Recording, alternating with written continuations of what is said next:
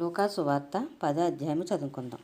అటు తర్వాత ప్రభువు 70 మంది ఇతరులను నియమించి తాను వెళ్ళబో ప్రతి ఊరికిని ప్రతి చోటికిని తనకంటే ముందు ఇద్దరిద్దరుగా పంపినప్పుడు ఆయన వారితో ఇట్లనెను, కోత విస్తారముగా ఉన్నది, కానీ పనివారు కొద్దిమందియే.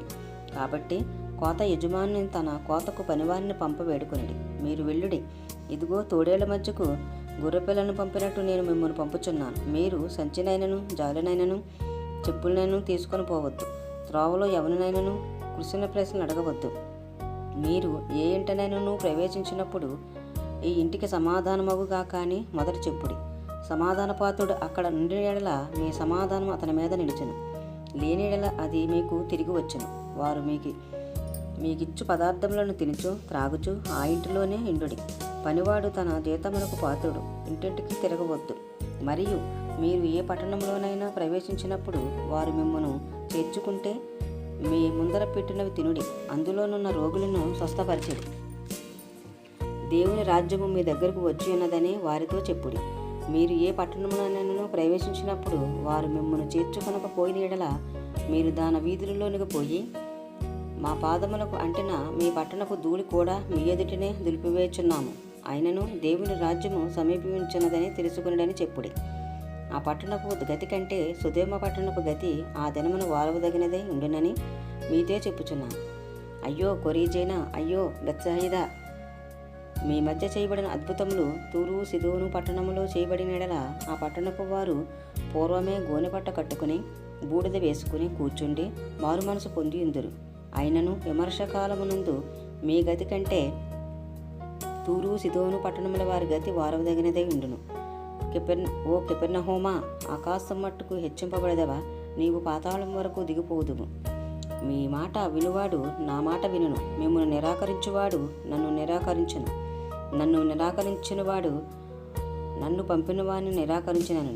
ఆ 70 మంది శిష్యులు సంతోషముతో తిరిగి వచ్చి, ప్రభువా, దెయ్యములు కూడా నీ నామం వలన మాకు లోబడుచున్నవని చెప్పగా ఆయన, సాతాను మెరుపు వలె ఆకాశము నుండి పడుట చూచితిని.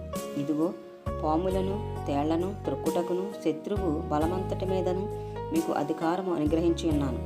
ఏదియూ మీకెంత మాత్రమును హాని చేయదు. అయినను దెయ్యములు మీకు లోబడుచున్నవని సంతోషింపక మీ పేర్లు పరలోకమందు వ్రాయబడి ఉన్నవని సంతోషించుడని వారితో చెప్పాను.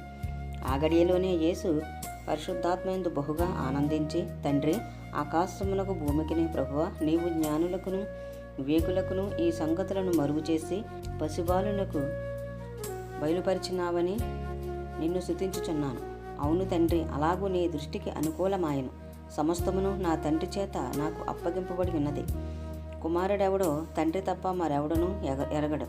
తండ్రి ఎవడో కుమారుడును, కుమారుడెవనికి ఆయనను బయలుపరచను ఉద్దేశించును వాడును తప్ప మరెవడను ఎరగడని చెప్పాను. అప్పుడు ఆయన తన శిష్యుల వైపు తిరిగి, మీరు చూచుచున్న వాటిని చూచు కన్నులు ధన్యములైనవి.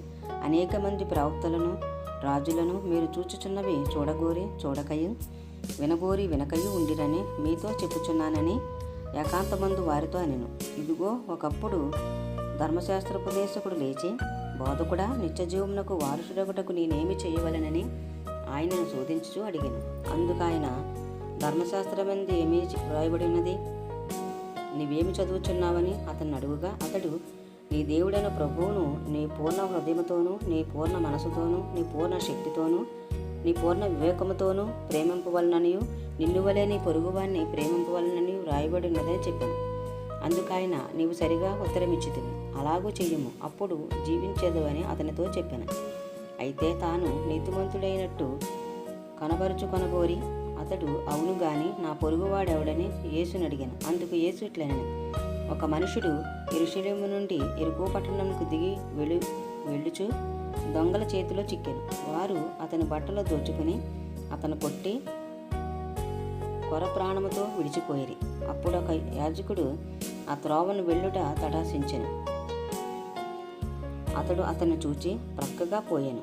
అలాగూననే లేవీయుడొకడు ఆ చోటికి వచ్చి చూచి ప్రక్కగా పోయాను. అయితే ఒక సమరయుడు ప్రయాణమై పోవచ్చు అతడు పడి ఉన్న చోటికి వచ్చి అతనిని చూచి అతని మీద జాలిపడి దగ్గరకు పోయి నూనెయు ద్రాక్షరసమును పోసి అతని గాయములను కట్టి తన వాహనం మీద ఎక్కించి ఒక పూట కూళ్ళవాని ఇంటికి తీసుకుని పోయి అతని పరామర్శించెను. మరునాడు అతడు 2 దేనారములు తీసి ఆ పూటకుళ్ళవానికిచ్చి, ఇతనిని పరామర్శించుము, నీవింకేమైనను ఖర్చు చేసిన ఎడల నేను మరలా వచ్చినప్పుడు అది నీకు తీర్చెదనని అతనితో చెప్పిపోయాను. కాగా దొంగల చేతిలో చిక్కిన వానికి ఈ ముగ్గురిలో ఎవడు పొరుగువాడాయనని నీకు తోచుచున్నదని యేసు అడుగుగా, అతడు అతని మీద జాలిపడినవాడే అనెను. అందుకు యేసు, నీవును వెళ్ళి అలాగూ చెయ్యమని అతనితో చెప్పాను. అంతట వారు ప్రయాణమైపోవచ్చుండగా ఆయన ఒక గ్రామంలో ప్రవేశించెను. మార్తా అను ఒక స్త్రీ ఆయనను తన ఇంట చేర్చుకొనెను. ఆమెకు మరియా అను సహోదరి ఉండెను. ఈమె యేసు పాదముల యొద్ద కూర్చుండి ఆయన బోధ వినుచుండెను. మార్తా విస్తారమైన పని పెట్టుకున్నటి చేత తొందరపడి ఆయన వద్దకు వచ్చి, ప్రభువా, నేను ఒంటరిగా పనిచేయుటకు నా సహోదరి నన్ను విడిచిపెట్టినందున నీకు చింత లేదా? నాకు సహాయము చేయమని ఆమెతో చెప్పమనెను. అందుకు ప్రభువు, మార్తా మార్తా, నీవనేకమైన పనులను గూర్చి విచారము కలిగి తొందరపడుచున్నావు, గాని అవసరమైనది ఒక్కటే. మరియా ఉత్తమమైన దాన్ని ఏర్పరచుకొనెను, అది ఆమె యొద్ద నుండి తీసివేయబడదని ఆమెతో చెప్పాను.